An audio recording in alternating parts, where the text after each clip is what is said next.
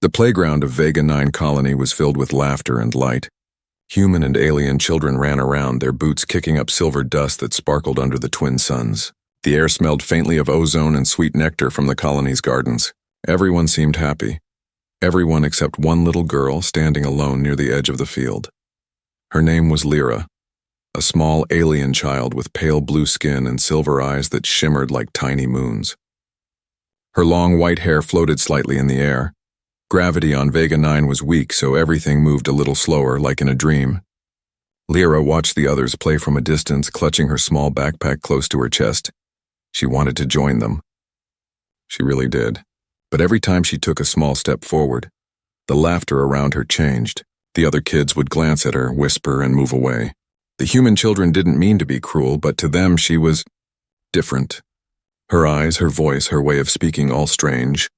Even the alien children from other species avoided her, because her kind was from the outer rim, the edge of known space. People said her species was unstable, too emotional, or too weak for the colonies. So Lyra stood alone, pretending she didn't care. She looked at the sky, soft violet with two suns, and imagined being somewhere else. Somewhere quiet, somewhere she didn't feel like a mistake. Inside the main building, a human engineer named Elias watched from a window. He was tall, wearing a grease-stained uniform, and his hands were rough from years of fixing machines. But his eyes were kind. He noticed Lyra every day from his workshop across the field, always standing there, never joining, always watching, never smiling. He had seen many things in his life. Wars between planets, machines that could think, people who forgot what kindness meant. But this small, lonely alien girl made his heart ache more than any broken engine. One afternoon, a group of kids kicked a hoverball too hard. It rolled toward Lyra, stopping near her feet. She hesitated, staring at the glowing ball. The kids shouted, "Hey, throw it back!" Lyra bent down and picked it up. The ball pulsed softly in her hands, changing color with her touch, something it wasn't supposed to do. The other kids froze, their faces twisting with unease. "She's messing it up," one boy shouted. "Don't touch it, it'll break!" Another yelled. Lyra panicked. Her fingers trembled and the ball slipped, floating back toward them. The children grabbed it and ran off, laughing in a way that wasn't friendly. Tears filled Lyra's eyes, but she blinked them away quickly. Crying would only make them hate her more. Elias sighed. He'd had enough. That evening, as the sky turned dark blue and stars began to appear, Elias walked out of his workshop and crossed the field. Lyra was still there, sitting on a bench, staring at the glowing city towers in the distance.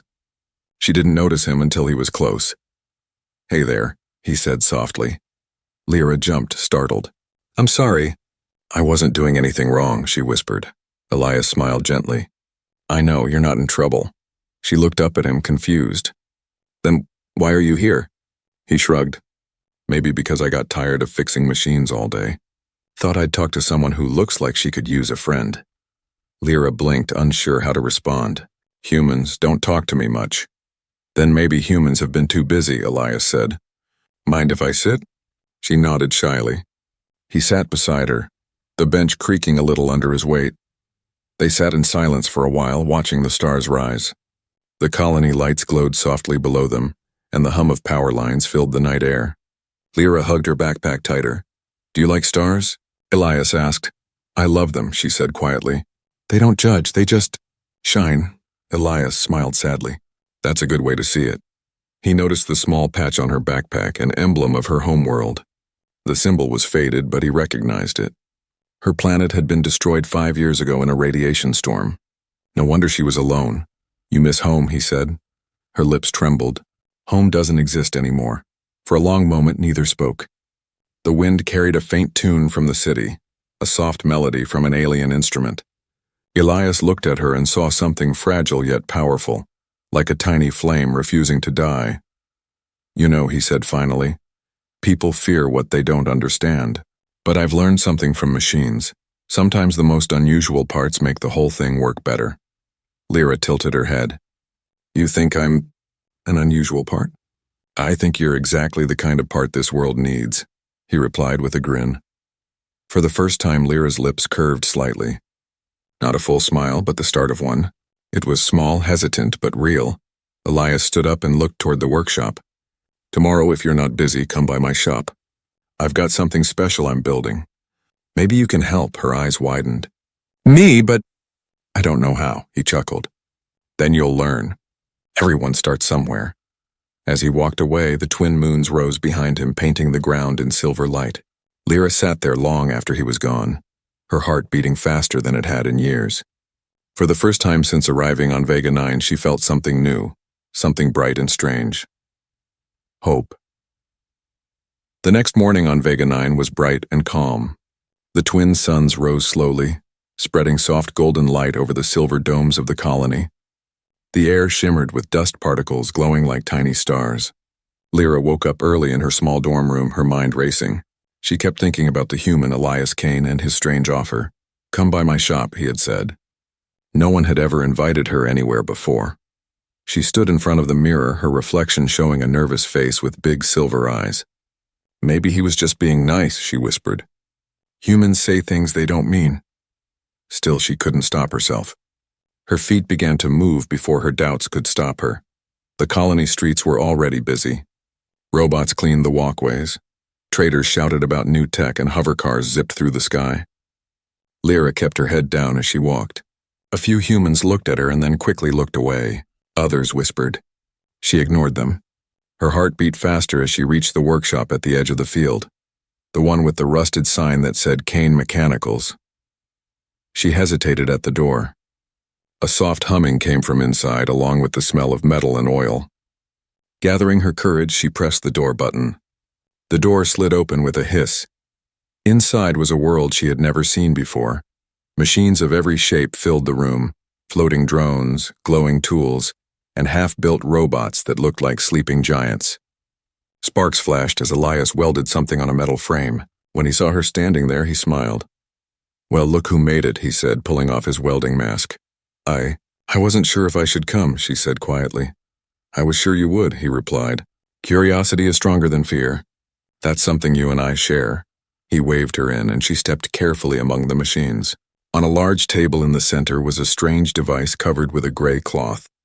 It was about the size of a small bed, with tubes and lights sticking out from underneath. "What is that?" Lyra asked, curiosity glowing in her eyes. "That," Elias said, wiping his hands, "is what I've been working on for the last 3 months. It's not finished yet, but it's something important." He paused and lowered his voice. "Something that could change lives." Lyra walked closer. "Is it a machine for humans?" Elias smiled faintly. "No, it's for anyone who can breathe." She frowned. "That's everyone." "Exactly," he said with a twinkle in his eye. "It's a bioatmospheric converter. It can take any planet's air, poisonous, thin, or toxic, and turn it into breathable oxygen. For humans, or aliens like you." Lyra's eyes widened. "You mean it can make any world safe?" "That's the dream," Elias said. "No more colonies dying because of bad air. No more refugees floating through space." He looked at her gently. "Like what happened to your planet." Her chest tightened. "You know about my world?" "I read the reports," he said softly. "Radiation storms, no survivors except a few children rescued by miners. You were one of them, weren't you?" Lyra nodded, her throat tight. "My mother." She couldn't breathe. The air turned into fire. Elias's eyes softened. "That's why I'm building this. So it doesn't happen again." She looked at the machine again, her fingers brushing the metal. It was cold, but it hummed faintly, like it was alive. "Can I help?" she asked suddenly. Elias blinked, surprised. "You want to help with this?" "Yes," she said quickly. "I don't want to just watch anymore. I can learn. I can do something." He studied her for a moment, then smiled. "All right. But there's one rule in my workshop, no giving up." Lyra grinned for the first time, a small but real grin. "Deal." Hours passed. Elias taught her how to handle small tools, how to connect circuits without burning her fingers, and how to read the glowing symbols on his tablet. Lyra's hands trembled at first, but she was quick to learn. Her alien senses helped her see patterns in the machine's code that Elias hadn't noticed before. "You see this frequency?" she said, pointing to a glowing line on the screen.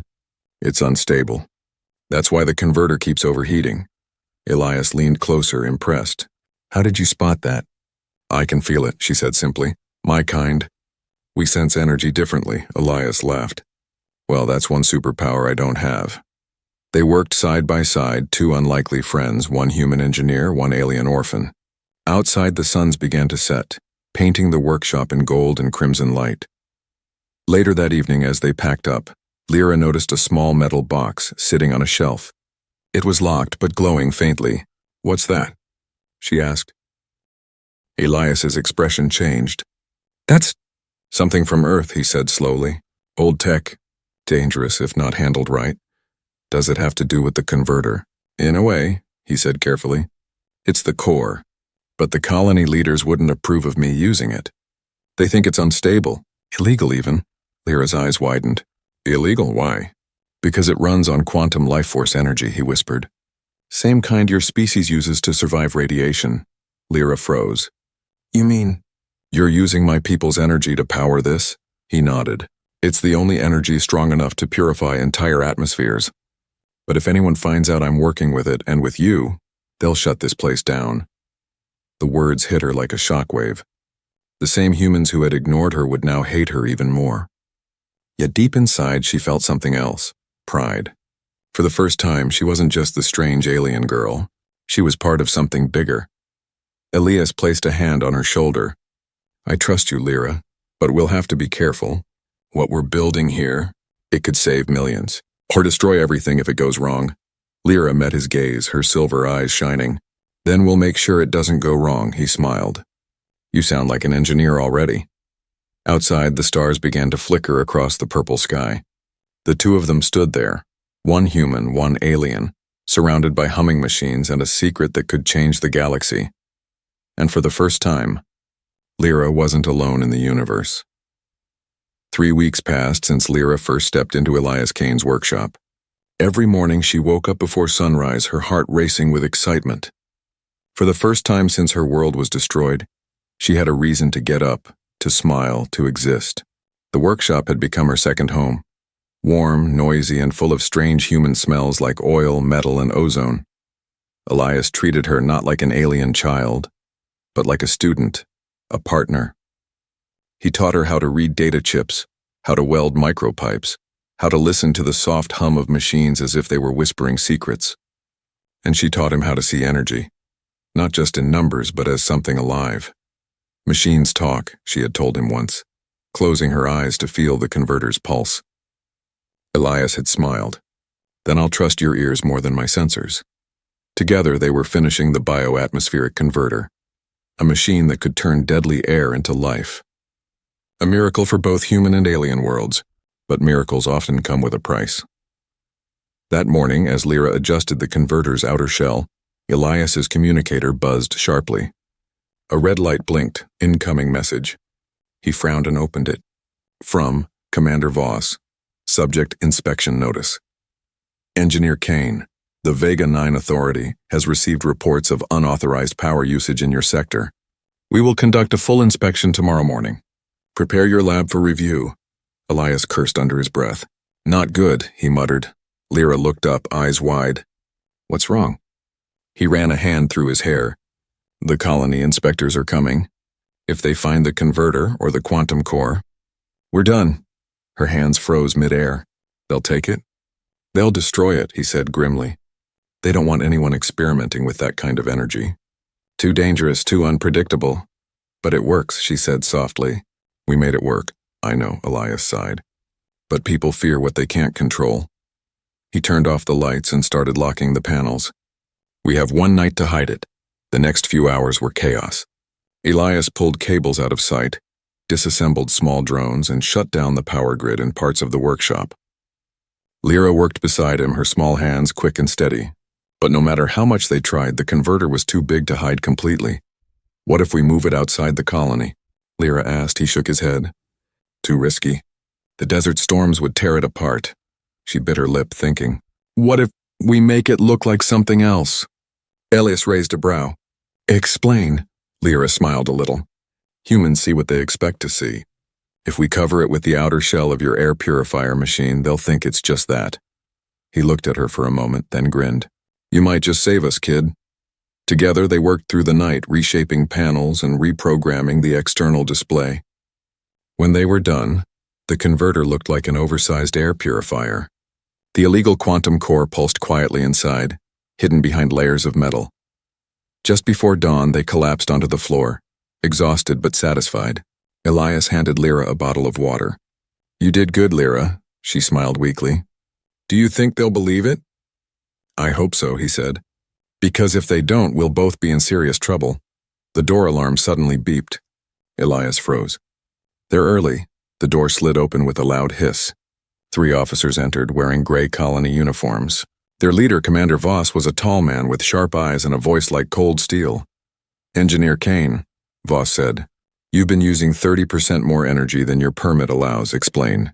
Elias forced a calm smile. "I've been upgrading the purifier system for the colony. You know how bad the air gets during storm season?" Voss's gaze moved around the workshop, scanning every corner. "You've been busy," he said slowly. "Mind if we take a look?" Elias gestured casually. "Be my guest." Lyra stood in the corner, pretending to sort tools. Her hands trembled, but she kept her eyes down. The officers examined the machines, taking notes. When they reached the disguise converter, Voss paused. "This device," he said, tapping the metal shell. "It's new." "Yes," Elias replied quickly. "It's a prototype air purifier.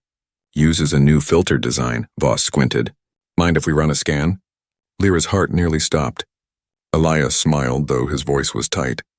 "Go ahead." Voss took out a handheld scanner. Blue light swept over the converter, beeping softly. Lyra could see the energy readings on the screen. It was dangerously high. She whispered under her breath, her fingers twitching slightly. The lights of the machine flickered just enough to throw off the scan. The device beeped once, then showed a false reading. Voss frowned. Stable. Unusual frequency, though." Elias shrugged. "It's experimental." The commander stared at him for a long moment. Then he turned off the scanner. "We'll keep monitoring your sector, Kane. Any more power spikes and I'll shut this place down myself." "Yes, sir," Elias said smoothly. Voss and his team left. The door hissing closed behind them. Silence filled the room. Elias sank onto a chair, wiping sweat from his forehead. "That was too close," Lyra smiled faintly. "They didn't find it."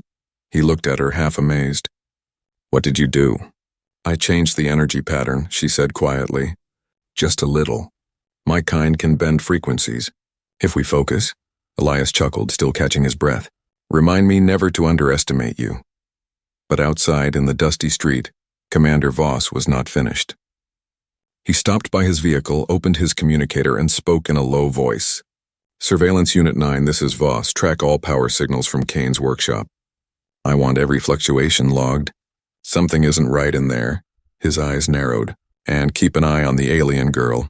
She's always with him." Back inside, Lyra sat near the converter, watching it glow softly. "We did it," she whispered, running her fingers along the metal. "We saved it." Elias looked at her thoughtfully. "Yes? For now." But deep inside, he knew the truth.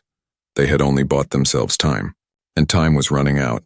The suns of Vega 9 burned low behind a curtain of gold dust. Evening shadows stretched long across the colony, and the sound of engines hummed through the streets. Inside Kane Mechanicals, everything looked calm, but inside, both Elias and Lyra were tense.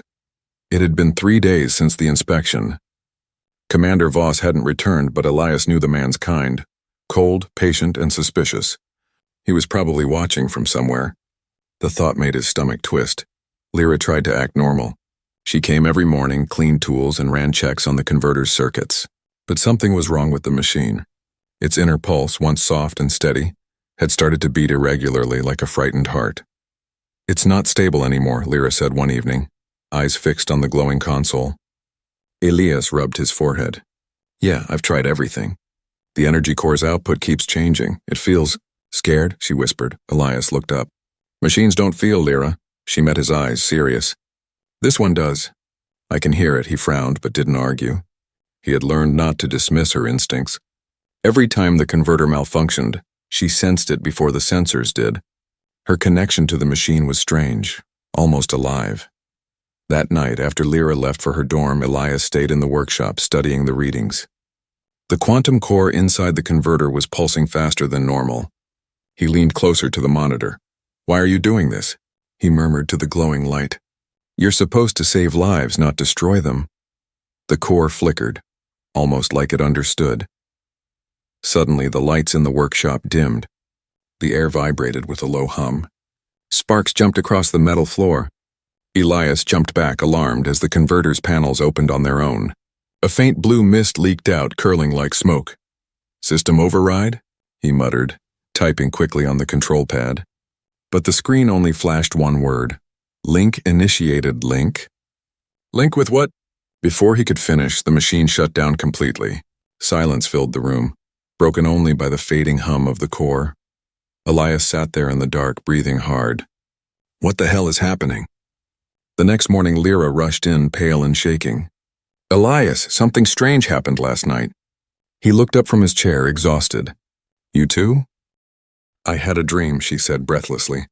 "But it didn't feel like a dream. I saw light, blue light like the machine's energy. It was calling to me. I heard your name." Elias's eyes widened. "You're sure?" She nodded. "And then my hands burned. When I woke up, this was there." She lifted her palm. In the center of her skin glowed a faint blue mark, thin lines forming a shape that looked exactly like the converter's symbol. Elias's breath caught. "That's impossible," she frowned. "It wasn't me. It just appeared." He reached out and touched her hand gently. The mark pulsed once, and the converter behind them came alive, its lights flickering as if waking from sleep. Both of them jumped back. The converter's voice, calm and mechanical, echoed softly. "Energy link established. Host identified. Lyra." Lyra's eyes went wide with fear. "Host? What does that mean?" Elias stared at the screen, stunned. "It means the core isn't just powered by quantum energy anymore. It's connected to you." For a long moment, neither spoke. The sound of the converter's hum filled the silence. Then Lyra whispered, "Elias, is that bad?" He hesitated. "It's dangerous. Quantum life force reacts to living beings. It can strengthen them or burn them alive if it becomes unstable." Her face went pale. "So I could stop," he said firmly. "I won't let that happen." He started typing rapidly, trying to cut off the link, but the system refused every command. "Access denied, host locked." The words glowed red. Elias slammed his fist on the console. "Damn it!" Lyra took a step closer, voice trembling. Maybe it chose me for a reason." He turned sharply. "Machines don't choose." "Maybe this one does," she said quietly. "It saved me once," he blinked. "What do you mean?" Lyra looked away, remembering. "When I was small, before the rescue ships came, my mother built a purifier. It looked like this one. She used our life force to keep me alive for 3 days. When she died, I felt the energy pass into me. Maybe that same kind of energy is inside this core." Elias stared at her, realization dawning. "You're saying—" "The core's energy recognizes yours." She nodded slowly. "It feels like home." Before Elias could respond, the door alarm blared again. A mechanical voice announced, "Unauthorized surveillance detected." Elias rushed to the monitor and pulled up the security feed. A small hovering drone was floating outside the workshop window. Colony issue marked with the Vega 9 authority symbol. "Voss," he hissed. "He's watching us." Lyra clenched her fists. The mark on her palm glowed brighter, reacting to her fear. The converter hummed louder, the air crackling with static. "Lyra, calm down," Elias warned. "You're linked to it now. Your emotions can trigger the core." "I can't," she said, tears forming. "It's like it's feeling what I feel." The hum grew into a low roar. The lights flickered. Outside, the drone's sensors overloaded and exploded in a flash of light. Elias grabbed Lyra's shoulders. "Look at me, focus!" "Breathe slowly." She closed her eyes, breathing in and out. Slowly, the glow faded and the room fell silent again. Elias exhaled shakily. "Okay, so now we know one more thing." She looked up at him weakly. "What?" He gave a tired smile. "You're more powerful than the entire Vega 9 authority." Lyra didn't smile back. Her voice was small. "They'll come for us now, won't they?" Elias looked toward the window, where smoke still drifted from the destroyed drone. "Yes," he said. "And we have to be ready." That night, as the stars spread across the violet sky, Lyra sat alone beside the converter. She touched the mark on her palm. It pulsed gently like a heartbeat. She could feel the machine breathing with her, whispering in a voice only she could hear. "Not a weapon. A bridge." She didn't understand the words, but they filled her chest with warmth and fear at the same time. A bridge to what? Whatever it meant, she knew one thing for sure. This was only the beginning, and soon, the whole colony would know too.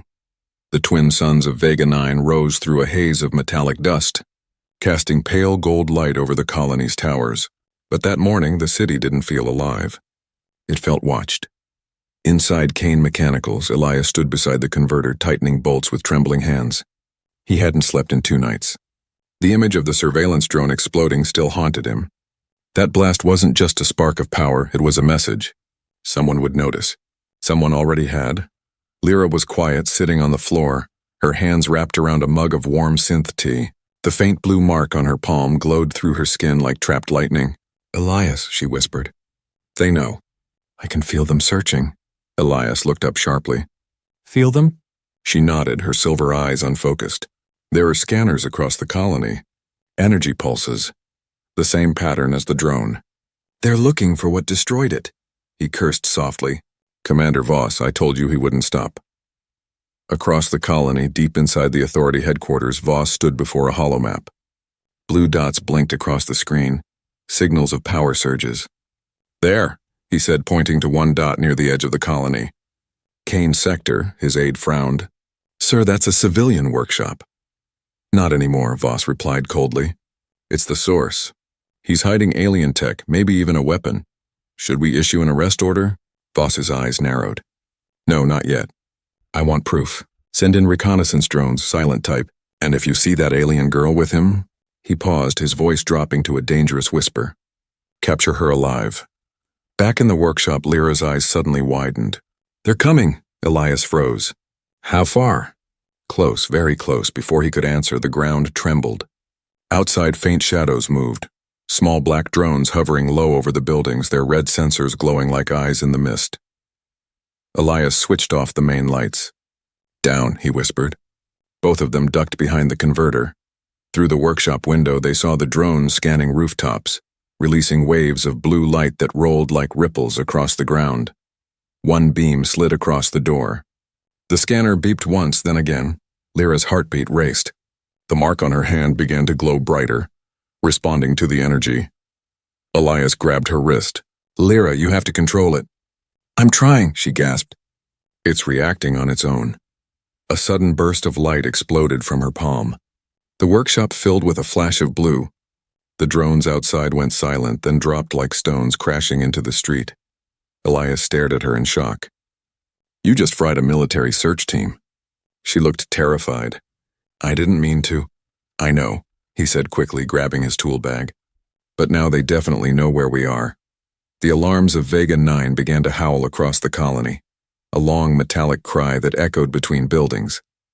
Red warning lights flashed in the streets. "This is Commander Voss of Vega 9 Authority," a voice boomed from the speakers. "All citizens remain indoors. Unauthorized quantum activity detected. Sector 7 is under lockdown." Lyra looked at Elias, panic rising in her throat. "What do we do?" He pulled open a floor hatch hidden beneath the table. "We run. Where?" "To the desert," he said. "There's an old mining tunnel a few kilometers east." "They won't scan there, but the storm's better sand than a prison cell. Move." They crawled through the tunnel, metal walls echoing with their quick breaths. Above them, the colony sirens faded into distance. Outside, the endless desert shimmered like an ocean of dust under the pale light. Lyra stepped out first, wind whipping her white hair around her face. She could barely see, but she could sense Elias beside her. The converter's small portable core, a glowing sphere sealed in a glass container, hung from his pack, humming softly. "That's the heart of it," Elias said between breaths. "The rest we can rebuild if we survive." As they started toward the dunes, a sudden roar tore through the air, a massive dropship descending behind them. Lyra turned. "They found us!" Elias didn't look back. "Run!" The dropship's searchlights cut through the storm. Dozens of mechanical drones poured out, red eyes glowing, weapons primed. Lyra's instincts flared. She stopped running and turned, the mark on her hand blazing bright blue. "Lyra, no!" Elias shouted, but the energy burst out before she could stop it, a wave of light that shattered the air. The sand rose in a swirling wall, tossing drones aside like toys. Electricity cracked through the storm, painting the sky with blue fire. The dropship spun off balance, alarms screaming, before crashing into the dunes in a burst of sparks. Elias shielded his face from the wind. What was that?" Lyra fell to her knees, trembling. I don't know. It's too strong. It's like the machine inside me woke up. He ran to her, holding her shoulders. You saved us, Lyra. But we can't use that again unless we have to. It'll kill you if you lose control. She nodded weakly, tears mixing with sand. I didn't mean to hurt anyone. I just wanted to protect you. He smiled sadly. And you did. As the storm died down, they saw the wreckage burning behind them. But in the distance, small red lights flickered again. More drones, more soldiers. They're not giving up, Elias said. We'll keep moving till night. Then we find that tunnel. Lyra looked at the glowing container on his back, the heart of the converter. If they take that, they'll use it as a weapon. They won't, he said firmly. Not while we're alive. But neither of them noticed a small drone, half broken, hovering quietly in the sand. Its lens flickered once, recording everything. Miles away in his command center, Commander Voss watched the feed with a cold smile. So, he whispered, the alien girl is the key. He turned to his officers. Prepare a containment field. I want her captured, and the human alive long enough to tell me how he built that machine. As night fell on the desert, Elias and Lyra finally reached the dark mouth of an old mining tunnel. The air was cool inside, and the sound of distant thunder rolled over the dunes. Lyra looked up at the stars peeking through the storm clouds. Do you think we'll ever stop running? Elias looked at her, the blue light of the core reflecting in his eyes. Not yet, but if we make it through this, maybe we can finish what we started. Lyra smiled faintly. Then let's survive long enough to finish it. And as the wind howled outside, the two of them disappeared into the darkness, hunted, wounded, but not defeated. The desert of Vega 9 was silent. Silver dust moved like waves beneath a sky full of storm clouds. Deep inside the old mining tunnel, a small light flickered, the soft blue glow of the converter's heart. Elias and Lyra sat close to it, both exhausted. The walls trembled slightly every few minutes as if the colony itself was breathing above them. They had been hiding for 2 days. Their food supplies were almost gone and their bodies ached from running. But it wasn't hunger that scared them. It was the silence. They've stopped searching, Lyra said softly. The scanners, the drones, they're gone. Elias frowned. Voss is too clever for that. If it's quiet, it's because he already knows where we are. She hugged her knees, her silver eyes glimmering in the dim light. Then what do we do now? Elias stared at the glowing core. We finish what we started. We get the converter running, completely. Then even if they catch us, it'll be too late to destroy it. They worked all day. The core pulsed with strange rhythm, matching Lyra's heartbeat. Every time she touched it, the energy inside responded. Brighter, stronger, alive. It was no longer just a machine. It was a part of her. But each time she used her link, pain shot through her body. It felt like fire under her skin. Elias noticed it. You're pushing yourself too hard, he said. Your life force is feeding it again. I can handle it, she whispered. He shook his head. You're a child, not a reactor. If you keep draining yourself, then it'll live, she interrupted. Isn't that what we wanted? Elias stared at her, torn between admiration and fear. You sound like a soldier, Lyra. She smiled weakly. No, I sound like my mother. That night as they rested, Lyra woke to a faint sound. A small metallic click. Her heart froze. She looked toward the tunnel entrance and saw a thin red beam sweep across the floor. Elias, she whispered urgently. He was already awake, holding his pulse gun. They found us. Before they could move, light exploded through the tunnel. Soldiers in dark armor stormed in, weapons raised. Lyra jumped to her feet, her mark glowing blue. Hands up! A deep voice barked. Commander Voss stepped out from behind his soldiers, his cold eyes reflecting the blue light. End of the line, Kane. Elias stepped in front of Lyra. She's just a child, Voss. Voss smirked. A child who just destroyed an entire drone fleet and half my power grid.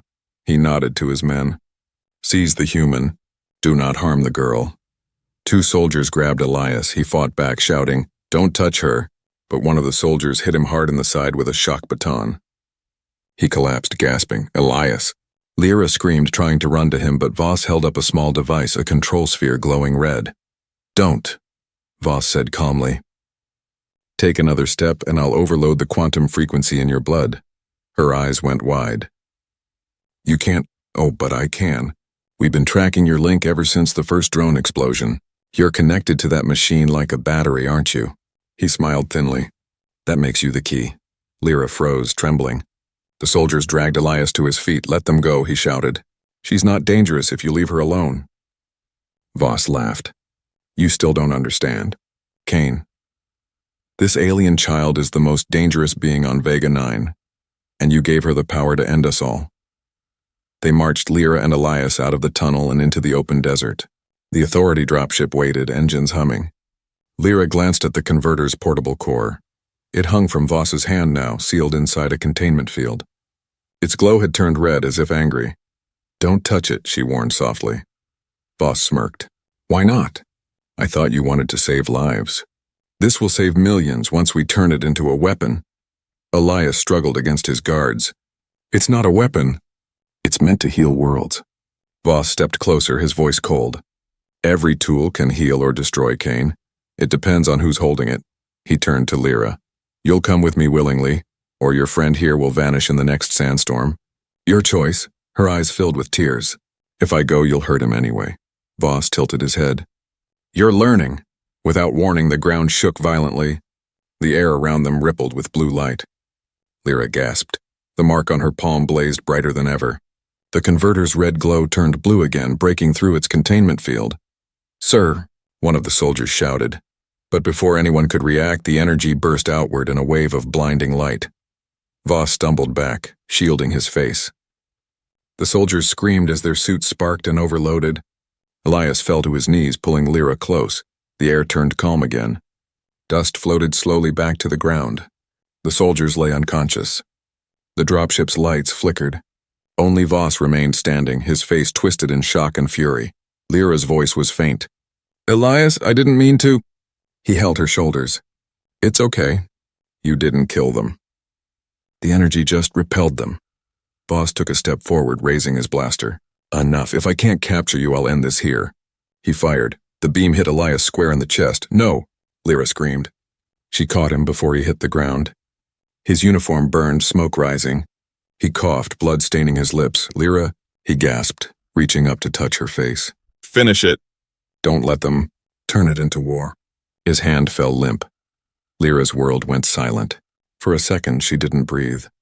Then the mark on her hand began to blaze so bright that even the desert night turned blue.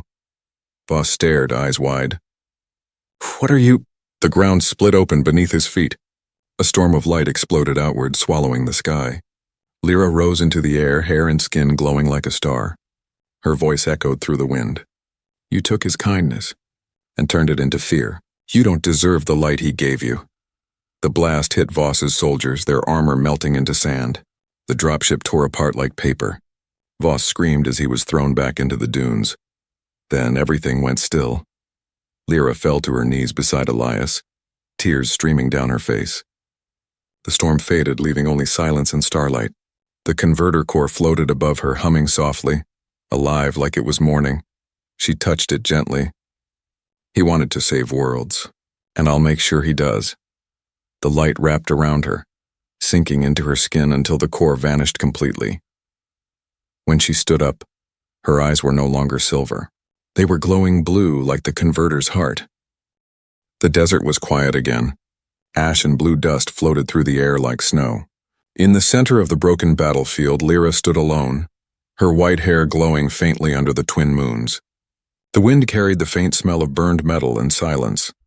Elias Kane was gone, the only human who had ever smiled at her, ever believed she was more than a strange alien child, now lay beneath the sand and still peaceful, free. Lyra dropped to her knees beside him, pressing her glowing hand to his chest as if her light could wake him. You said we'd finish it together, she whispered.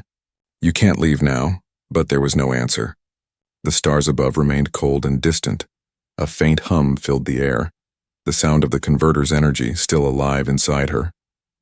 Its pulse matched her heartbeat. It wasn't just a machine anymore. It was their dream. She closed her eyes. I won't let it die with him. Far away in the main colony tower, Commander Voss struggled to his feet.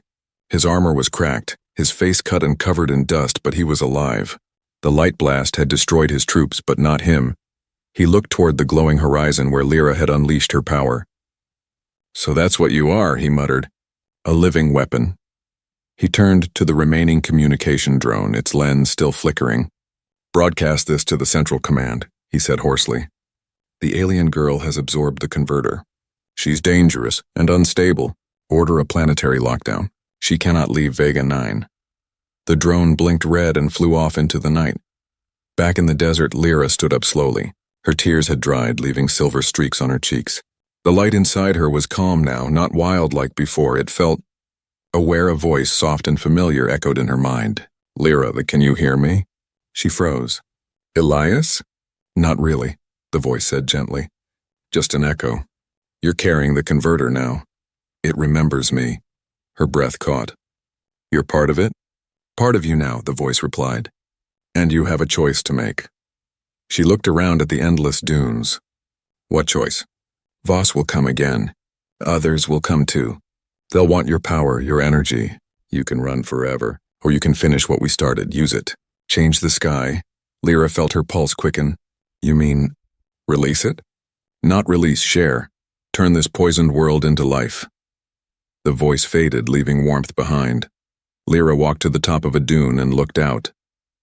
The horizon shimmered with faint red light, the colony's shield towers still standing. Vega 9 was dying, slowly choking on its own thin air. Humans had survived here by living inside domes and breathing recycled oxygen. Outside those walls, life could not exist until now. She raised her glowing hand. Blue light gathered in the sky, swirling like a second sunrise. The sand trembled beneath her feet. The mark on her palm burned brighter and brighter until it felt like the stars themselves were inside her veins. Wind roared across the dunes as she whispered, "This is for you, Elias." She pressed her palm to the ground. A wave of blue energy surged outward, spreading in all directions. The air shimmered, glowing brighter as it expanded. For miles the red sand turned silver, then green. The sky cleared, revealing a deeper, truer blue than Vega 9 had seen in centuries. The converter's power spread across the planet, transforming poison into breath, dust into soil, silence into song. Inside the colony, alarms blared as oxygen levels suddenly rose. The engineers stared at their monitors in disbelief. "It's impossible," one said. It's clean." Children ran outside for the first time, laughing as they felt wind on their faces. Above them, Lyra's light burned like a star. But the transformation came at a price. The energy was draining her fast. Her skin shimmered, fading like mist in sunlight. She smiled softly, unafraid. "Guess I really was the bridge," she whispered. The same gentle voice echoed again. Elias's voice, warm and proud. "You were always more than that, Lyra. You were the reason to believe again." She laughed quietly, tears sparkling like glass. "You gave me a reason to smile. Now I'll give your people a reason to live." Her body dissolved into light. The blue wave spread one last time, brighter than any sunrise. Then silence returned. Hours later, the storm had passed. Vega 9 looked reborn. The sands had turned into soft plains of silver grass. The air smelled sweet. And above the desert, a faint glow still lingered in the sky. A blue aurora that pulsed like a heartbeat. At the edge of the field, where the old workshop once stood, a small group of children gathered. One little girl pointed up. "Look! The sky's smiling." Her mother smiled softly. "That's not the sky, sweetheart. That's the light of someone who saved us." Commander Voss stood far behind them, his uniform torn, his eyes hollow. For once, he said nothing. The anger was gone. He just watched the sky and whispered, "Maybe I was wrong." Days turned into weeks. The colony thrived. Plants began to grow, animals returned, and for the first time in years, people walked outside without masks, and sometimes at night when the wind was quiet, a soft humming could be heard, like a distant song coming from the stars. In that song was laughter. In that laughter was hope. And if anyone stood alone at the edge of the field, they could almost see a small figure, a blue-eyed girl with white hair, standing beside a man in a grease-stained uniform, both smiling.